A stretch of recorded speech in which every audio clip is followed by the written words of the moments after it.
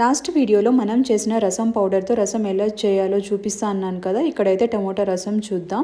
దీనికైతే ముందుగా 4-5 పెద్ద టొమాటోస్ తీసుకొని ఇలా కట్ చేసుకొని ఒక పెనంలో వేసుకోవాలి. దీంట్లోనే కొంచెం చింతపండు, కొంచెం పసుపు, ఇవి మునిగేంత వాటర్ పోసుకొని స్టవ్ ఆన్ చేసుకొని మరగపెట్టుకోవాలి.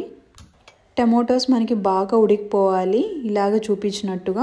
దీన్ని మనం సపరేట్గా ఒక గిన్నెలో తీసుకొనేసి దీంట్లో తగినంత వాటర్ పోసుకొనేసి మనం ఎంతమంది తింటామో అంతమందికి సరిపోయేంతగా వేసుకొని బాగా ఆ సారం వచ్చేలాగా చేసుకోవాలి. తర్వాత మనం ఇలాగ 10 తెల్లగడ్డ పాయల్ని బాగా దంచి పెట్టుకోవాలి పక్కన.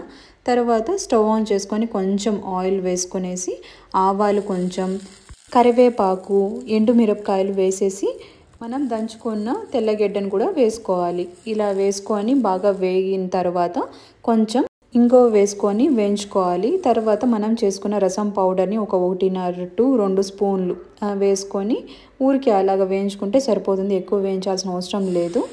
తర్వాత మనం పక్కన పెట్టుకున్న టమోటా నీళ్ళు ఉన్నాయి కదా, అవి కూడా వేసేసి తగినంత మన టేస్ట్కి సరిపోయేంత సాల్ట్ కూడా వేసుకొనేసి బాగా కలిపేసి మనం ఇలా మరగపెట్టుకోవాలి. మనం కావాలంటే రసం పౌడర్ అలా వేయించకుండా కూడా అలానే మనం టమోటా నీళ్ళల్లో వేసేసి ఒకేసారిగా కూడా వేసేయచ్చు, ఎలాగైనా చేసుకోవచ్చు. తర్వాత కొంచెం కొత్తిమీర వేసేసి ఇలా మరిగించుకుంటే సరిపోతుంది. టమోటా రసం రెడీ అయిపోతుంది. ఇది చాలా సింపుల్. మనం ముందుగానే రసం పౌడర్ చేసి పెట్టుకుంటే తొందరగా అయిపోతుంది. మీరు కూడా ట్రై చేసి ఎలా వచ్చిందో చెప్పండి. బాయ్.